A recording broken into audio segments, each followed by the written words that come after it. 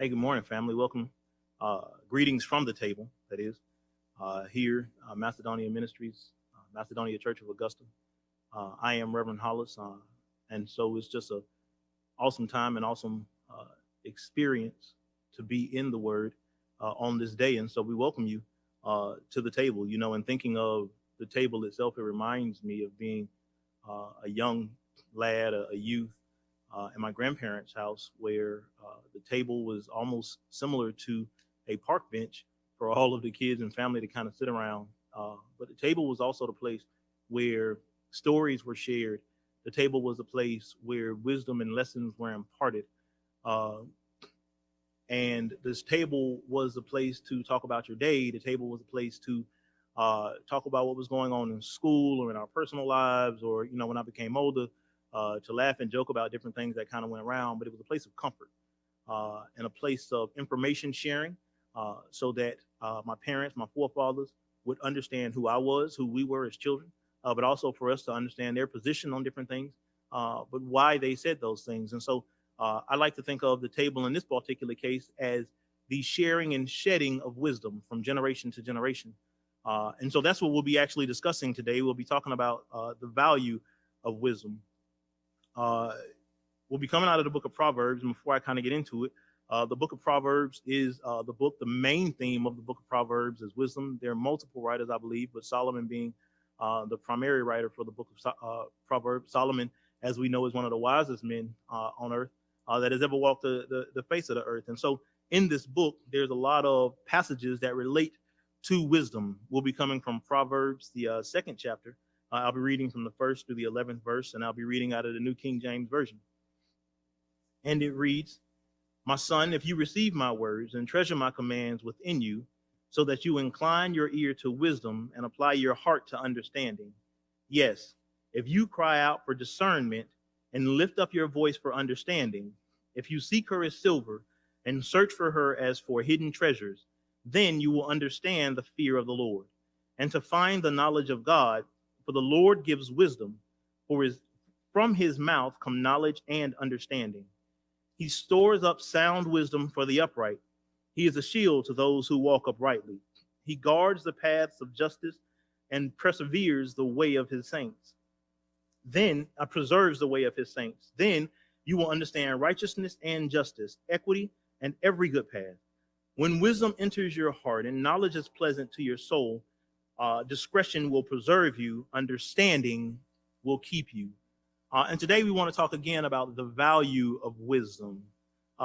Value simply is relative worth or the merit of importance. The worth of something in terms of something that we can exchange. So when we value a thing, value is could be wisdom, could be words. Some people value their cars, some people value their homes. It is something of merit. It is something that we hold close to us. In this particular passage, the writer is telling us, hey, he wants us to focus on wisdom being of value. In other words, there are situations in our life to which the exchange that's going to happen is going to warrant some form of something that is meritorious, and that merit is going to be our wisdom. Everything in life doesn't take money as an exchange. Everything in life doesn't take time as an exchange. Sometimes the most valuable thing we can exchange in life is wisdom. Wisdom, again, is that merit. But wisdom in itself, what is wisdom? Now, in this house, we know Bishop teaches us that knowledge is the information, and wisdom is the application of that knowledge. And so I want to deal with that for just a minute. Wisdom is the application. It's the knowledge of what is true or right, coupled with just judgment as to action. Wisdom is our ability to put what we know, our knowledge, into action. And when we do that justly and with great judgment, then we have made a wise choice and or a wise decision. What's amazing about that is I think of that as understanding, not understanding. I think of that in times of old. I think of that again, sitting around the table, gaining this wisdom and knowledge from family members. I actually had a conversation with my uncle a couple of weeks ago, and I was telling him about the different projects that my family and I have been doing around the house. And I told him, I said, hey, listen, I'm trying to get some grass to grow in the backyard. That's my long-term project. That's the strength of me right now, is I'm just trying to get the grass to grow. I done put down grass seeds. I burn up the whole yard with fertilizer. But I'm just trying to get the grass to grow. My whole sole purpose is to get the grass to grow. And he laughed at me. I said, yeah, I put it down a couple of weeks ago. I watered it all. I've been watering it. I can't get the water to go down into it. And he began to impart wisdom into me, things that I hadn't even known about. He talked to me about the soil. He's a farmer, that is. Let me clarify that. He's a farmer. He talked to me about the soil, and the soil being able to grasp the seed that you're putting down or the fertilizer that you're putting down. And so I began to think for a second, because the more I watered the yard, the water would just sit in puddles on top of the ground. But I'm watering it faithfully. Every day, every night, I'm watering the grass, but the water's in puddles on top of the ground. And he said, why don't you go get an aerator? So now I'm Googling what's an aerator, because now I got to punch holes in the ground, because the soil up under the face or the top of the earth isn't conducive to receiving the water. So now I got to poke holes in the ground in order for the water and the seeds to actually get under into the soil, to soften the soil, because the dirt that they used to lay the foundation was a coarse type of dirt. So he shared this wisdom with me, and it became valuable in that exchange. I didn't need him to come do it for me. He could have laughed at me and left me alone. But instead, he imparted this wisdom into me, and it became valuable. Now my grass is green. I had an aerator. We poked holes, almost like a pogo stick, all around the backyard in order for the water to seep into the soil. He told me to go get some lye is what he said. Go get it and put it down in the soil. And let it basically soften the soil. So what he was teaching me was, in that moment, the exchange there was that it wasn't that I wasn't doing the right processes. I laid down the fertilizer. I watered it faithfully. I cut the grass. It wasn't that my processes were wrong. It was that there were some underlying factors to which he had wisdom of that I needed to change. Sometimes there are people in our lives that exchange wisdom with us. It's not the fact that you're going about it the wrong way. It's just that there's some underlying factors that are hindering your progress. And the exchange there is that wisdom. And so we value the wisdom from those that are around us. Many of us have found ourselves in positions to where we're going through something. We can't quite figure a way out, but we know that one person to call that's going to impart something in us or exchange this wisdom with us. And that wisdom that they exchange with us becomes valuable. Or invaluable at that case. It becomes something that you utilize for over and over and over and over again. In conversation with my father, most times when I was a kid, he would use parables to speak to me when I was a teenager, and it would frustrate the daylights out of me, because I just want you to tell me the answer. And he would say things like, son, you can lead a horse to the water, but you can't make him drink. He would say, son, every day ain't going to be flower beds and roses. And one of his last things that he said to me was, son, just keep on living. Keep on living, son. Things get better by and by. Keep on living, son. You begin to understand things by and by. That was an old song that we used to sing, by and by. When the morning comes, I believe it was.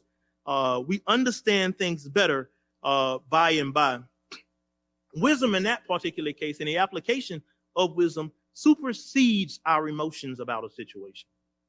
Sometimes we can gain knowledge of a situation, and because we have knowledge of the situation, we gain some wisdom about the situation, and we apply that wisdom, but wisdom supersedes, or we do it in an emotional fit, and we gain no more traction. As a matter of fact, we do more destruction than we actually do construction, if you would, because we're doing it out of emotion.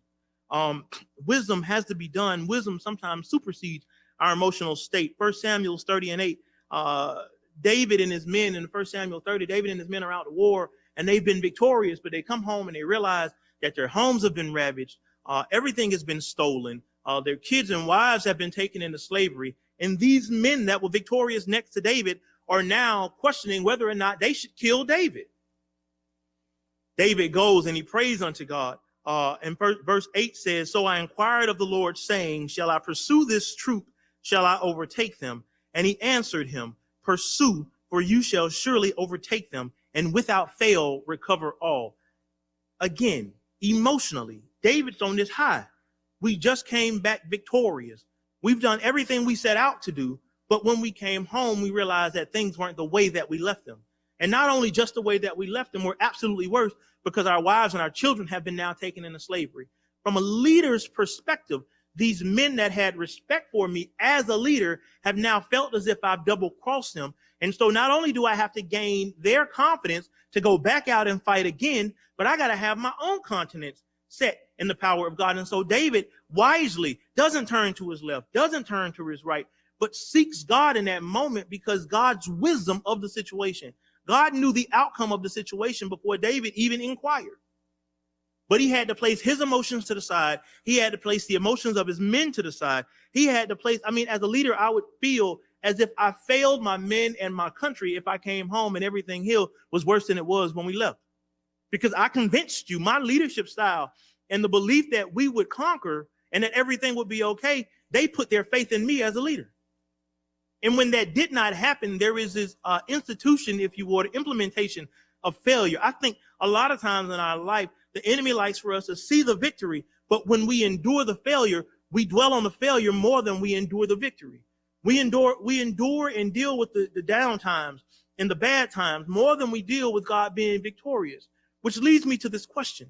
Because when I was reading this, I began to question, why in the book of Proverbs does the writer always place wisdom to some extent before understanding? I'm going to say that again. My question was, why does the writer put wisdom before understanding? Why is that? As I began to think about that and kind of ponder it and pray upon it, it made sense to me. I go back to what I just said a little bit earlier. My father said, keep on living.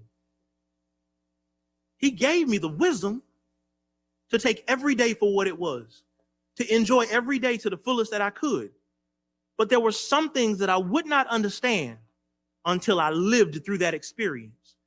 And so the value of the wisdom that I gained is now something that you can't take from me. It is so valuable to me that I keep it dear to my heart and I share it with those that I can because it's a lesson that I learned. So the understanding that came after that wisdom. But if I had the understanding before the wisdom, then I would have circumvented the purpose of faith. The purpose of faith, Hebrews 11:1.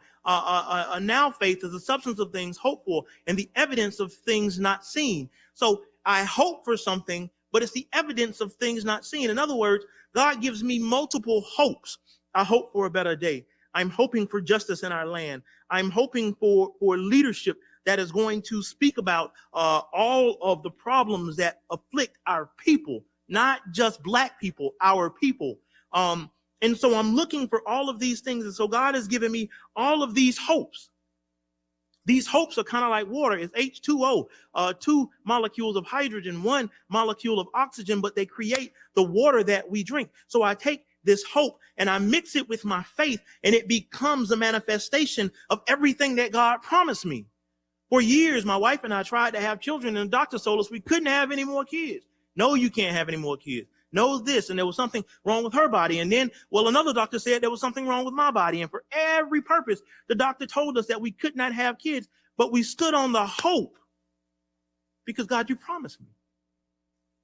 You promised me I was going to have these children. You promised me these children. God showed me in a dream many years ago these children that I was going to have. And so if you promise it to me, why is it so complicated to have it? Well, stepping out on faith gave us now the ability to value the wisdom that we learned that God can do exceeding abundantly. We not only had one child, but we had an unexpected child. We weren't even expecting to try for that one, and he just showed up. He can do exceeding abundantly above all that we hope, wish for, ask. You can add anything in there or imagine. If I did not gain that wisdom, now I understand because I had to stand on that faith. Now I understand that God can do all things. The value of wisdom is an exchange beyond it. So when we come to the table, when we come to worship, when we come to church, I want to value your wisdom. You've been through some situations. Some of us have dealt with drug addictions. Some of us have dealt with prostitution. Some of us have dealt with homosexuality. Some of us have dealt with extreme promiscuousness, pornography, smoking, drinking, lying, cussing, you name it. But I want you to bring your wisdom to the table. I might not understand it because I might not have gone through it. But by and by,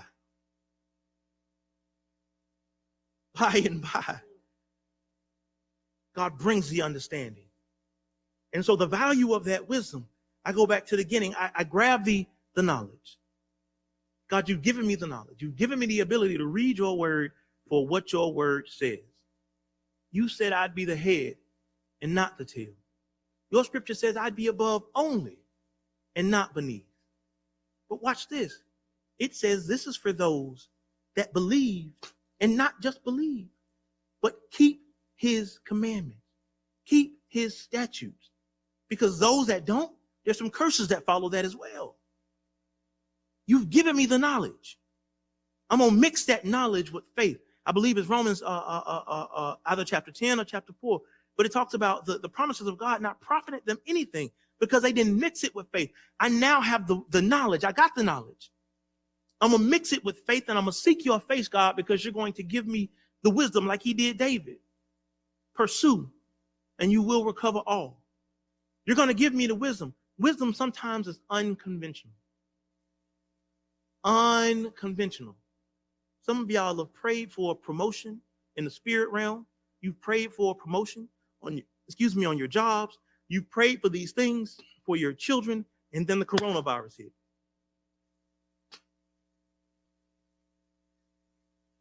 But in wisdom, God said, hey, listen, I want you to go ahead and sign up and take this certificate. I want you to go ahead and sit down, and I want you to pay attention to where your child is having problems in school. Not just that they're having problems in school. I need you to start paying attention to where they're having problems. And I'm going to give you the wisdom on how to help that child overcome that problem. So when they come out, you prayed for it. You didn't expect the coronavirus. You didn't expect the pandemic. You didn't expect the world to shut down. But in the midst of all of this, God told the Hebrew children he was going to deliver them. He told Moses, go down there and tell them, I'm going to deliver them. They didn't expect the frogs, the locusts, the blood water. They didn't expect the Passover. But in the time that they had inside of their home, around the table, they were able to share wisdom of the days from generations. Because if not, they would have been out with the taskmasters all day long. How awesome is it that God took a plague on Egypt to build the faith of his people? How awesome is it that God took a worldwide pandemic for us to use other means and mediums to spread the gospel? Some of us through this time frame have found wisdom in the fact of how to use Facebook Live, how to use Zoom, how to use Microsoft Teams, all of these different mediums that we would not have touched had God not put us in the predicament and given us the wisdom on how to fill it out, how to go for it, how to figure it out so that we can reach his people, so that we can spread his gospel. The value of wisdom. Now, churches are growing exponentially because we're able to reach people that we normally would not reach in any other medium. Because you know what? People drive past churches every Sunday. There's that Pentecostal church. There's that Baptist church. There's that Holiness church. There's that Kojic church. There's a house of prayer. And I'm not going to any of them. And now almost every Sunday, you can go to 4 different church services and never leave the comfort of your house. How awesome is it for God to be able to use this time for those that are already a part of the household of faith to strengthen our faith? Because that time that you were complaining about, God, I got to go to work. God, I got to go do this. I got to clock in. I got to cook dinner. I got to spend time with my husband. I got to spend time with my wife. All of the time that you were complaining about, he now gave you time